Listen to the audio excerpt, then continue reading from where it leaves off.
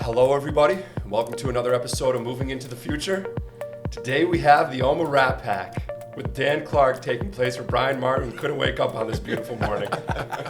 This is an upgrade. I mean, we love B-Mart, don't get us wrong, but Dan Clark is, without question, after hearing him speak yesterday, one of the most adventurous and interesting men in the world. So Dan, Yes. Thanks for coming with us today. Welcome. I'm kind of intimidated. I'm sitting here with three Abercrombie models, and I'm way into the military. And sitting here with Jim, whose dad was in the military. We understand call signs, and I'm a songwriter, and I'd write a song about the three of you guys, but I don't know what rhymes with stud muffin. Well, speaking of the military too, and you got the nickname Hot Lips, which maybe we'll get to today. So. Yeah. It's weird. I have that nickname too. Yeah. Call sign Hot Lips. So. That's funny. So, but before we get to that, one of the things we have here throughout OMA is these incredible relationships, Absolutely. and we spoke about it before. These relationships are part of what makes obviously this Rat Pack great, but also OMA so great. And throughout your life, you've had the privilege of meeting and encountering so many interesting people. How have those relationships help you grow? To the position you're in today. It's a great question, Jack. I think when we talk about relationships from a public speaker perspective, I think that puts it into the right perspective. I've taught public speaking at the university level for 11 years. So it's forced me to crystallize what I know about the techniques or the art and science of public speaking and storytelling. And I always remind my students, seek to bless, not impress. So if I speak, or if any one of us speak, and we dazzle the audience and they leave impressed with us, we blew it. But if we can share the message and connect it the way where they leave impressed with themselves, that they can do more than they've ever done before, and we acknowledge that it's never about us, it's about them, then we have that real, authentic connection.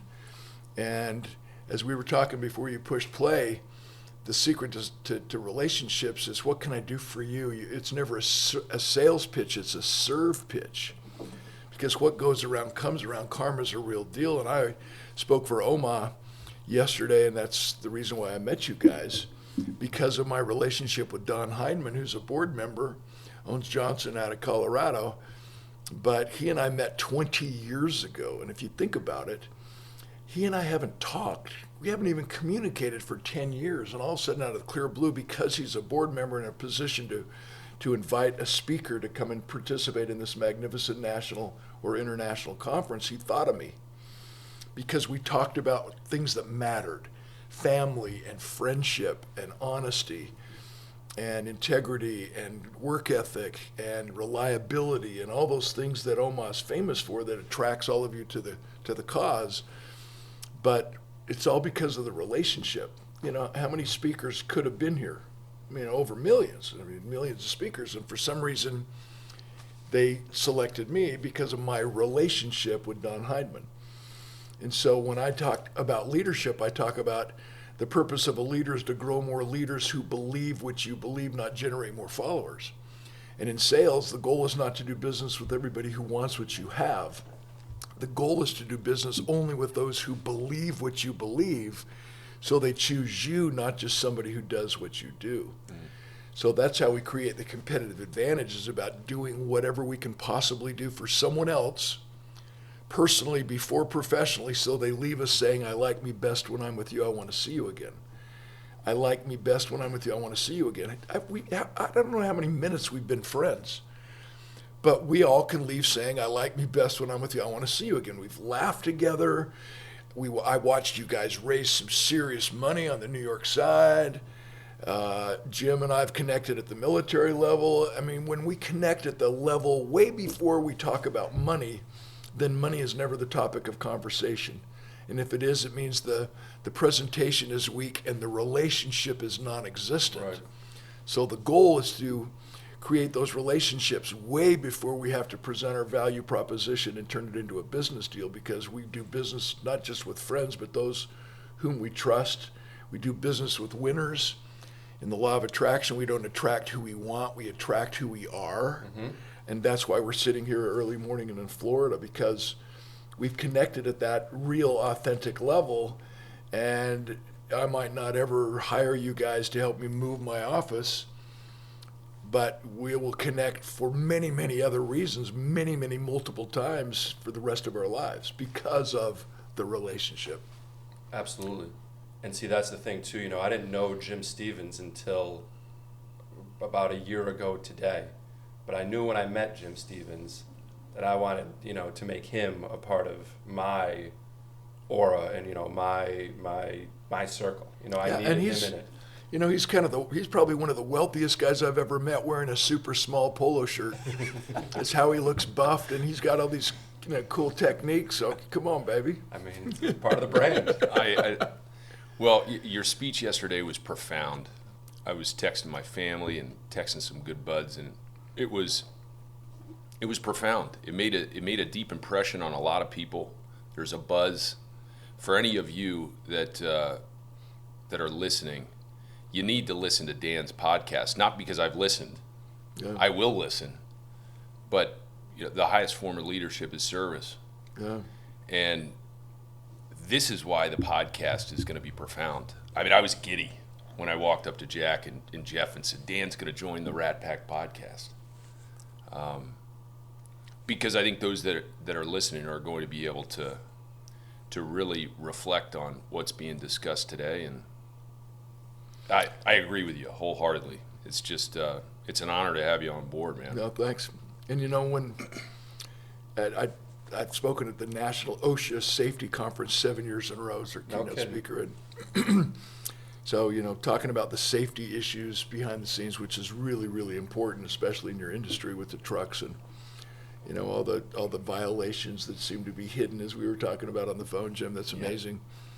Yeah. And so, because I knew the executive director and I knew the board of the OSHA Safety Committee, if you want, for their national conference, I'm backstage before my keynote, and I said, okay, so what's the issue this year?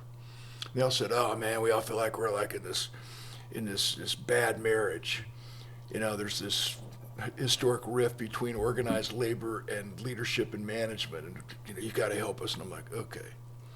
So I start my speech, I walk out, and all the union guys are there whom I love, and they're all like fired up, and they get their signs, and then you got all the owner leadership over here, and they're like flipping each other off with their eyes.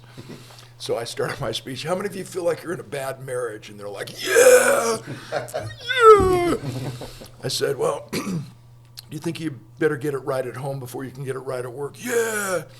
I said, this preacher's in the middle of his sermon, in the back door of the church slams open, and in walks the devil.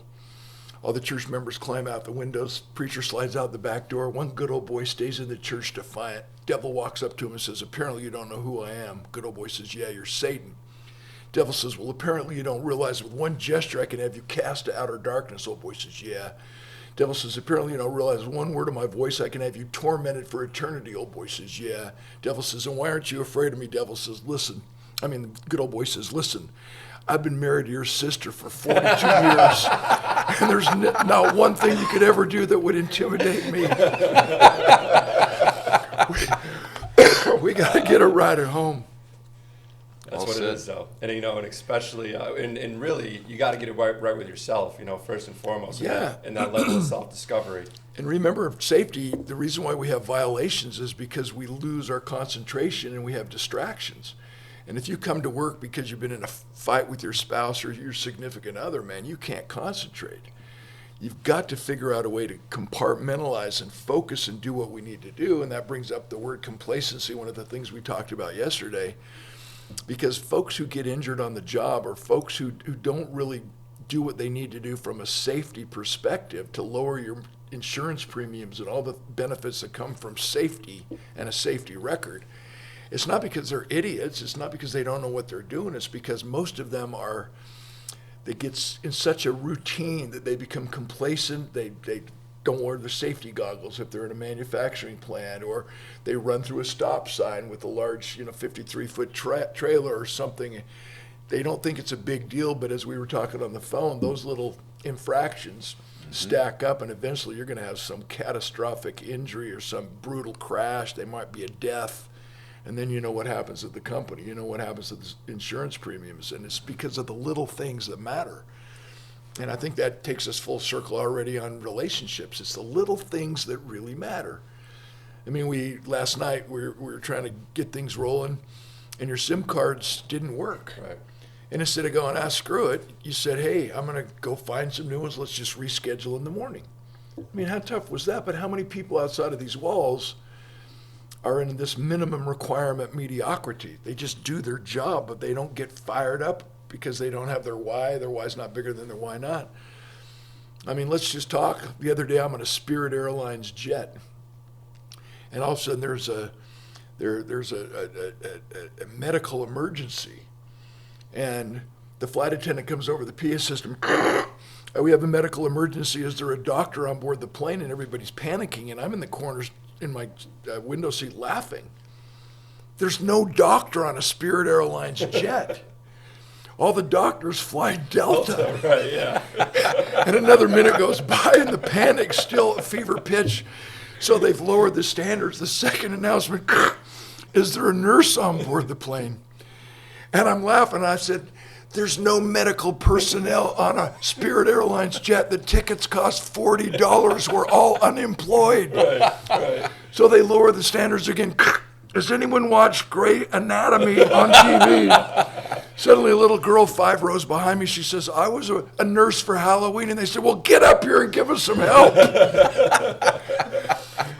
We've got to realize that it doesn't take a lot to take our performance to the next level. If we understand, we become the average of the 5 people we associate with the most. Yep. I sit down, Jim's like, wow, the exercise room here at the hotel is awesome. And I'm like, yeah, I took a great walk this morning. And we start influencing one another based on what we're doing, and it's amazing how we always leave saying, I like me best when I'm with you, I want to see you again. So if we understand that we become the average of the 5 people we associate with the most, even online, listening to podcasts, it validates something else I love to say, which means we must be willing to pay any price and travel any distance to associate with extraordinary human beings. That's why I woke up early. It has nothing to do with the clock. It has to do with how do I want to spend some quality time. I meet the 3 of you, I meet the bachelor. What's his name again? He's in bed. B. Martin. Yeah, Brian. I'm just kidding. Baby I'm just Blue flipping, Eyes. I'm just flipping Martin some Frankie crap Blue here. Eyes. Yeah, Frankie Blue Eyes, Brian Blue Eyes. Yeah, but he could be on The Bachelor any day, anytime. He's that 6'5" wonder boy. Don't tell his wife Sammy that. No, I won't. No, I won't. But you just do what you got to do to be with the people you want to be with. You know what I mean? Exactly. And, one of the things, too, you were talking about yesterday in terms of complacency and separating yourself. The SD cards is a good example. That's not going to stop me. But, also, you said it, doing the things that others are unwilling to do. And Yeah. now you told the story about Muhammad Ali as well. Yeah. And that's a situation where you figured it out. You knew you were near his hometown or near his house, and you did what was necessary because that's your idol or somebody you really respected, somebody you wanted to be in your orbit, like I was talking about with Jim. A little different than Muhammad Ali, but nonetheless, quality human being. Yeah. A little slower. A little slower. Yeah. And even Jeff as well too. When I was coming back, trying to get back out in sales, I wanted to make sure I was associating myself and building my career with the people who I wanted to be surrounded by and lead from. Tell us about that, because that was something where you found out you were doing a speech at a college in Andrews, Kentucky. no, it was at Berrien Springs, Michigan, where Wow. Muhammad Ali lived. Yeah, Andrews University. So, it's about the unintended consequences. So, you show up and you do your best. You give it your effort. You're trying to make a difference, and in that process, something else always comes your way. It's amazing.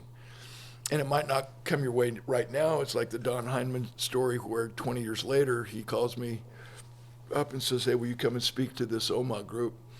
So the Muhammad Ali story, it kind of changed my life because of the nuggets. What sells a song is the hook. It's the chorus, live like you're dying. Garth Brooks, I could have missed the pain, but then I had to miss the dance. All these little one-liners. And when I'm interacting with Muhammad Ali, he said there's a difference between training to fight and training to win. And it reminds me of a story. This guy wants to be the heavyweight champion of the world, and he seeks this famous trainer, and he's surprised because the trainer says, yeah, you can be heavyweight champion, but you don't even have to work out, man. You just have to think positive. Everything's going to work out. And the guy trusts him, sets up his first fight. It's against this big, giant gorilla. He goes out in the ring, and this guy just beats the crap out of him, leaves him at the end of round one and face down in the middle of the ring in a pool of blood, crawls to the corner, slithers up on his stool. He looks up at his trainer, and he says, how am I doing? And his trainer says, man, you're doing great. The guy hasn't even hit you yet. Just keep thinking positive. The guy hasn't even hit you yet. He goes, okay, ding, round two, goes out there. The big guy starts where he left off, continues to beat the crap out of him. End of round two, he's down on the face again in another pool of blood, crawls to the corner, slithers up on his stool. He looks up at his trainer, says, how am I doing? His trainer goes, man, you're doing great. The guy hasn't even hit you yet. Just keep thinking positive. And he says, okay, but could you keep an eye on the referee because somebody out there is beating the hell out of me. We can't just talk about motivation, or you can if you think you can. We got to put in the work. And the easiest way to put in the work is to hang around with guys who want to put in the work. But individually, what I've noticed about you guys, collectively as the Rat Pack, you're amazing. OMA is amazing with the Alliance. But it begins with the individuals, and what Muhammad Ali taught us all is that once you get in the ring, it's just you. The other example I would use, let's just say Jim and I are roommates in college, and if we collectively decide to wake up every morning at 5 a.m., go to the gym and push each other to our ultimate capacity and potential as a human being, and then while we're winding down, we go to the library and we study for another hour to prepare for the exams of the day, we've created accountability partners, which is cool, but really all we're doing is changing our behavior for each other. Mm-hmm. But if Jim wakes up every single morning at 5 a.m., regardless if I do or not, and you go to the gym and push yourself, and then you go to the library and study for an hour, regardless if I do or not, that's who Jim really is. You can surgically remove the stripes from a tiger, and it's still a tiger. Right. In country music, we know no matter where you go, there you are. A physical, geographic relocation doesn't change much. So the coolest thing about meeting you guys is you're the same in Orlando as you are in New York, as you are in Phoenix. And I know that about you, and I have to be the same off stage as I am on stage, or I have absolutely no credibility. But as being that person, I want to be a champion, and when I decide I'm going to be a champion, and I'm true to my core values, 99% of my decisions have already been made.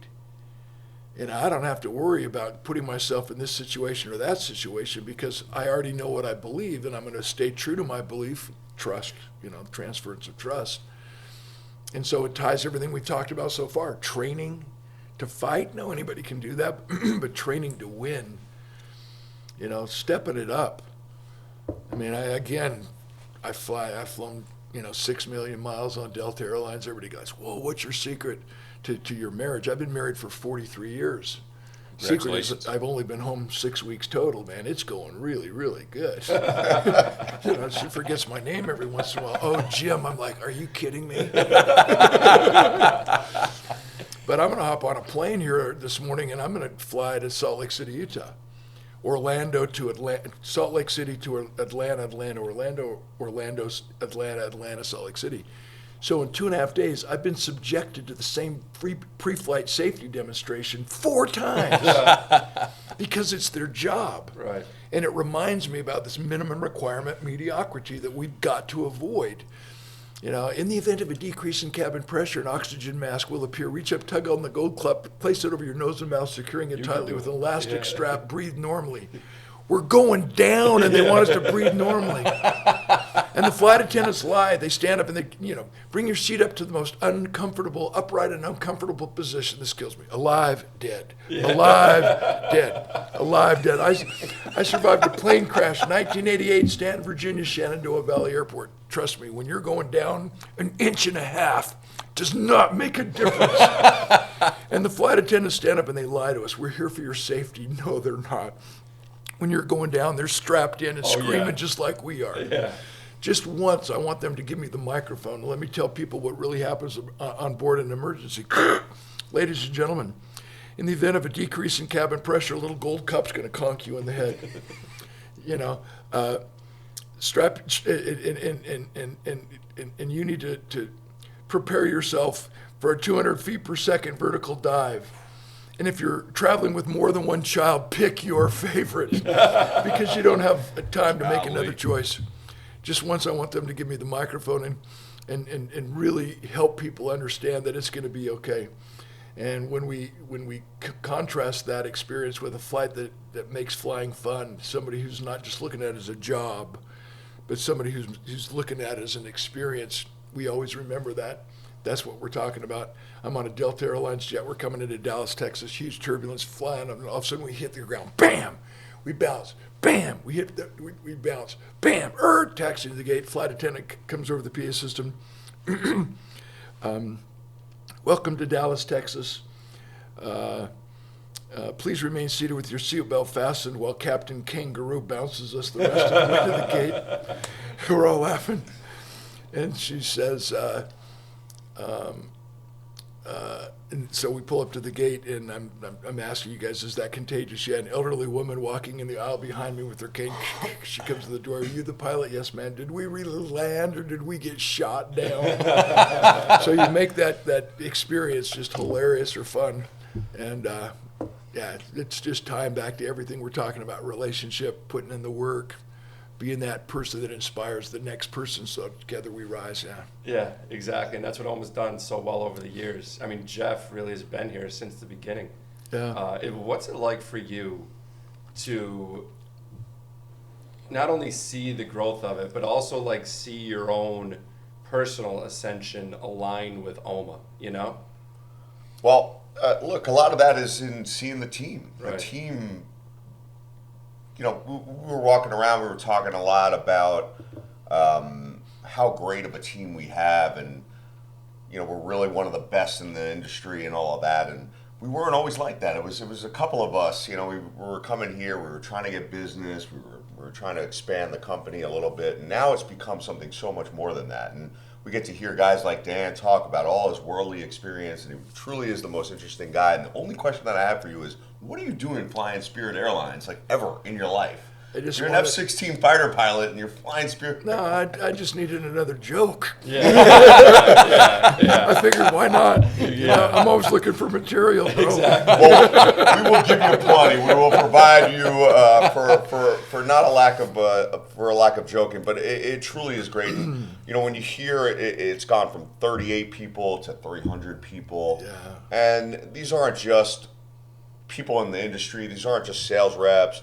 These are people that have truly become friends and confidants, and people that, you know, allow me for the personal growth. But again, it really is great to see what the team has done and where we've come as an organization, but not just us as the advanced group, but OMA itself. And you know, there's a lot of talent under one roof. It's hard to wrangle us all, but, you know, we're all very motivated, and the rest of it just, it truly is easy. You know, people have asked me, hey, you know, your role has changed, you're kind of managing people a little bit, it must be pretty difficult, you got a lot of personalities. And I said, it really is easy. I don't have to manage any of you guys, and you kind of all do your own thing.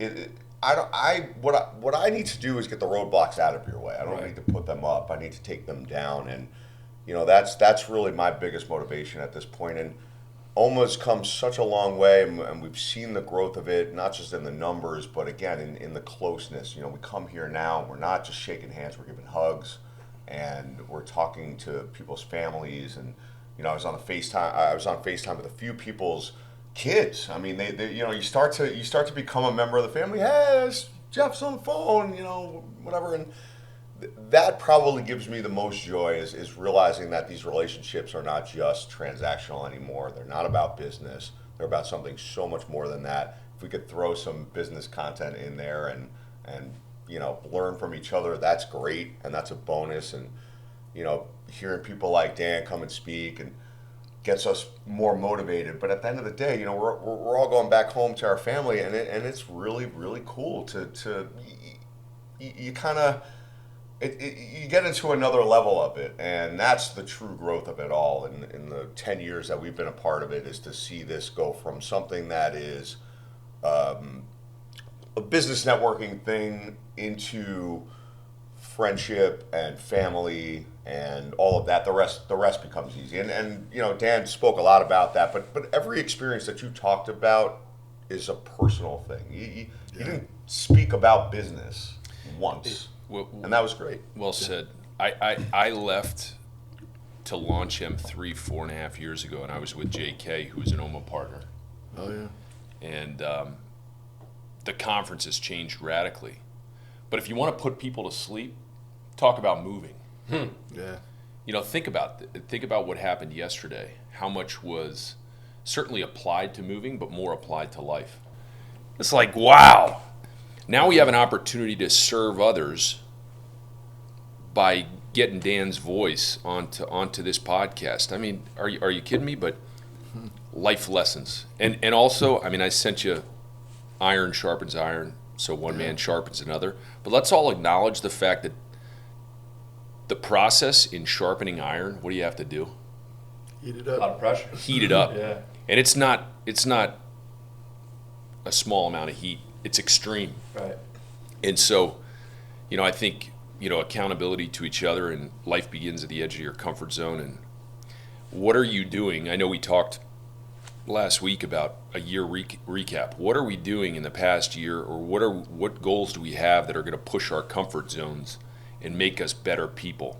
And to your point, the bar and the professional athlete at 12 inches, and he hops over the 12-inch bar, and hey, everybody knows you've got a 38-inch vert. Why didn't you maximize it? And the response is, because you told me to jump over a 12-inch bar. Yeah, that's all you asked me to do. Yeah, that's all you asked. That's all you asked me to do. How profound is that? Yeah. What capacity could we tap into if we challenged ourselves a little bit more? And so I think that's what's neat. You know, OMA is aging, but the future is bright. There's a ton of young leaders that are vibrant and energetic, and will keep those that have been in the industry for a while young. And the future is bright. You know, it's exciting. maybe we throw this in and challenge every single one of you. You know, Jeff, you're one of the OGs. You've been around even as a young man. But the idea is to find one person that we can mentor. You know, Zig Ziglar, he took me under his wing back in 1982 before any of you guys were born, kind of a deal. And he mentored me in the art and science of storytelling for 30 years until he passed away. And if you can pass the torch, your wisdom, your collective wisdom, onto just one person and make that person your mission, I'm going to help you understand what you've learned. You know, you can turn decades into days with the right coach, with the right mentor. You know, it reminds me, you know, I shared my story of being paralyzed playing football, and the 3 most frequently asked questions are these. And last night I got so wrapped up in my speech I forgot to answer the third question. So a couple of dudes came up and said, "Hey, what was your third question?" I'm like, "Oh, what a freaking drag." But paralyzed I'm like, "Thanks, man. He's not going to go to sleep tonight wondering, what the hell did I forget?" But you know, paralyzed for 14 months. I went to 16 doctors, 15 of whom told me I would not recover. And as I got better, 3 questions. I said, I thought I hit rock bottom, and I think it's worth reiterating on this Rat Pack podcast, because I didn't hit rock bottom. No one ever hits rock bottom, no matter how bad or hard it gets. You hit rock foundation, you hit rock belief, you hit the baseline core values and governing principles on which we were raised. Question number 2, why did I keep going to so many different doctors? The answer, if you guys remember, is I kept going from doctor to doctor until I found one who believed I would get better. Everything starts with belief. But the third question is, what took me so long to recover? What took me so long to pivot? Coming out of COVID, some people recovered quickly, some people are still struggling. And the reason why is because I was asking the wrong questions. I was asking the doctors how to get better when I should have been asking myself why. And once we answer why, figuring out the how-to becomes clear and simple. And from a recovery perspective, from a resiliency perspective, so that no one ever understands or ever believes for a second that getting back up and going again is a raw motivational, you can if you think you can do. No, it's based in physiology, it's based in biology and science. Because when you only engage the how and the what, when you only focus on the how and the what, you only engage the brain. But when you add to that a passionate why and a compelling want, which is a reason, remember, reason leads to conclusions, but it is emotion that leads to action. You engage and connect both the head and the heart. And physiologically proven, our blood pumps more rapidly, our brains fire, and our muscles engage, which maximizes performance. That's where we get our second wind. That's where we have the reason to hustle as athletes. It's because we connect the head and the heart. We don't just talk about that what and the how, the process, boss, we're going to track your project, we got the work orders, all the things that the boss program makes possible for you all in your industry. But when you put in the why I'm going to monitor, why I'm going to be this kind of person, why I'm going to develop relationships with all of the hit list of people who need your service, but they're not signed up yet. And if you think about it in those terms, that makes my paralysis one of the best things that ever happened to me. Not my paralysis, but who I became because of it. See, I thought I was a football player when in reality, that's just what I did. It's not who I am as a man. And when we identify ourselves in terms of what we do instead of who we are, we become human doings instead of human beings. Unacceptable of significance is what we seek. And to your point, Jeff, nobody really wants to hang around with more human doings.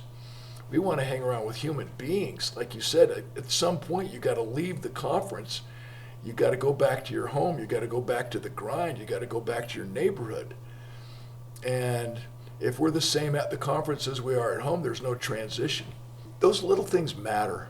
You know, I always tell everybody, I've never quit one thing in my life. I'm afraid. Because if you quit one thing, it's going to be easy to quit the next thing. I've never quit. I've never missed a speech since 1982. I've had flights canceled. I've rented a car, drove 7 hours through the Badlands of Nebraska to make a speech in the morning in Rapid City, South Dakota. And it's not because I'm this noble man. It's because I know that there's at least one man and one woman in every one of my audiences who is hurting as badly as I was. When you're an athlete for that many years and suddenly it's taken away, I lost my identity. I didn't have a freaking clue who I was. And it was the wake-up call that we all need.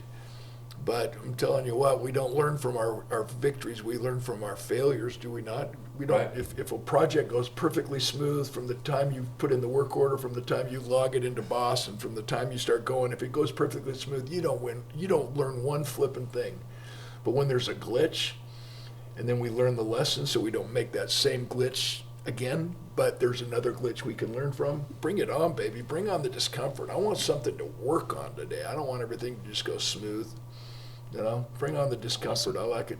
Exactly, and that's why the moving industry, you know, it takes such a unique type of person, because there is so much, especially when you're learning and you're growing, and you talk about mentorship and, you know, the people they take under their wing, you're looking at them. Yeah, but told me about that. Yeah, behind your back. No, you're so cool. It's just, that's amazing. Yeah, but, you know, when you're coming up and you're first learning this industry, you're going to fail so many times and so often, and, you know, the mental burden that puts on you, it's challenging, because you begin to, you know, that doubt creeps in and that negativeness creeps in. But depending on what type of person you are, and for me, it was a challenge. It was always, I'm going to learn this. I'm going to get better. And the reason why I wouldn't quit is because I knew I was helping people. And that's the thing about moving, is nobody likes doing it. It sucks. But I'm a helper at heart. So therefore, I continue to do it, and I continue to get better at it. And I know if I do that, I'll eventually be at the echelon that I demand, and I'll, you know, be able to do the best I can for others. You know, you brought up something so cool, Jack. Yeah, ask yourself, what attracted you to this specific industry? Because you guys are successful. You would be successful doing anything. And it's to your point, Jack, it's that service before self mindset. It's like, how can we help others? And that spills over into who you really, really are as a human being, because you could do anything. You know, congratulations. And that's kind of the OMA, you know, talking to Heinemann, when I came and talking to Doug Hollingshead, the executive director or the CEO, I got so excited coming, because they told me it was the top 1%. I mean, you guys are all champions in your own way. And to feel the level of testosterone and see the accomplished women in the room, the estrogen, I was not disappointed. I mean, look at us. You guys are just studs at every level. and we were sitting here shooting the bull early morning, Saw the sunrise. I know, you did. Well, yeah, and appreciate you saying that, Dan. It means a lot, I know, to everybody in the partnership. But strongest animal on earth, bison. You know why? It's the one animal that turns directly into a storm and walks straight through it. So this industry, okay, on the residential side of the business, you're moving people's lives. You're sending crews, and oh, by the way, here's the challenge in our industry. We're sending team members. Guess what we've never heard in our entire lives? Hey, when I grow up, I want to be a mover. Right. So we're working with team members, valued team members that otherwise are unable to find gainful employment elsewhere. And we're trying to create careers and career paths for them, but sending them into the most intimate areas of our clients on the residential side of the business. And then we're interconnected to the infrastructure in business. Talk about pressure. Oh, yeah. And so that's what's unique about the industry, and therein lies the challenge. And rising to the occasion is done on a project-to-project basis. But it is about increasing your influence. If you increase your influence, you gain trust with others. If you gain trust with others, they will migrate closer to you, like this. They will migrate closer to you, and then you will have the opportunity to influence them for the better. How can we influence the industry? There are non-OMA partners that can benefit from our influence. There are obviously OMA partners that can benefit from our influence. The European Alliance, we have 25 people that flew in from Europe, I think. That's incredible. So there's unique opportunities to learn life lessons, to your point, Jeff, to leave a legacy such that we can look back on not only the industry, but we can look back on how we've worked to not only sharpen ourselves, but sharpen those around us. I love it.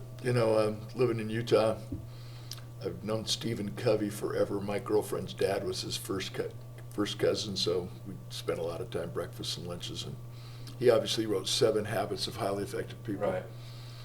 And shortly after that, he wrote his next book called The 8th Habit. I immediately called him and said, "Calm down. We don't need any more freaking habits. I'm working on your first 7 already. I don't need an 8th." And I had about, the first couple down.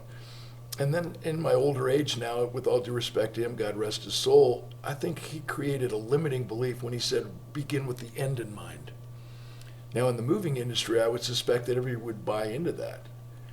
But what happens if we begin with the end in mind, it creates a limiting belief, because what it does is it forces us to focus on a destination that's impressive, do our best to manage people, and reward results. And if all we do is reward results, what we're going to do is die with just like a trophy case. With all due respect, I don't want to throw anybody under the bus, but Buzz Aldrin, the second man on the moon, I went to the Army-Navy football game with them, and I've spent some time with him talking to him. I mean, he walks on the moon. And a few years after that, he's divorced, homeless, alcoholic, and bankrupt. It's because he only focused in on the destination. And, after you walk on the moon, what's next on your bucket list? I want to move to Queens. Yeah. Come on, New York, come on, baby. Like Mars up there. So, yeah, but what would happen if you begin with the why in mind, which invites us to focus on the journey that's important. So the next time someone says you got to think outside the lines, you got to think outside the box. I think they should join us in the back of the room as Mavericks, as Renegades. What if the answers are still in the box? Everything required to take ourselves to the next level and to take our organizations and our teams to the next level is already inside of us. All we have to do is talk about the things that trigger more passion, creativity, imagination, and rise to the occasion. And from a sales perspective, this is the greatest analogy, the greatest advice I can give anyone. What keeps us motivated as songwriters and recording artists is the goal, the dream to have a platinum selling record, which means we sell 1 million copies. And what keeps us focused and refusing to sell our souls is the reality that there are 300 million people in America, which means you can literally piss off 299 million and still go platinum, which means your value proposition isn't for everybody. Get over the myth of rejection. When someone says, no, I don't want to buy into OMA, I don't want to buy into your process, I don't want to pay you to help me move from hello to goodbye, get over it. Just move on to the next person, because your personality perhaps didn't work. But in a size of your company's called Advance or Advantage. What is it, Advance? Advance. The Advance group. How many people do you have in your group? About 400. Okay, so like we talked about yesterday, in American football, not every play is designed to score a touchdown. One play sets up the next play, which sets up the next play. So Jack's personality doesn't mesh with whomever he's been dealing with. You send in somebody else, and suddenly that personality with the exact same proposition, the same numbers, that connects.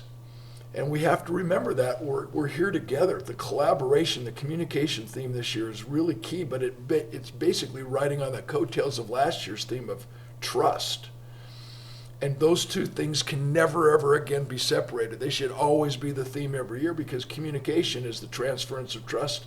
Leadership, sales, the transference of trust. So everything we've talked about this morning basically is not a secret. It's not secret sauce. It's just the formula to be the best human beings we can be, who happen to be in the moving industry. Exactly. Yeah. And I think the saying is too, right? Greatness is consistency over time. I love it. Isn't that what they say? Yeah. So, and that kind of stems it all together. So, Dan, thank you so much. Thank you, Dan. No, Yeah. thanks, guys. Jeff and Thanks. Jim, thank you guys for waking up early and doing this. Appreciate you fellas, and we'll definitely do it again. Thanks, Jack. Thanks everybody for listening.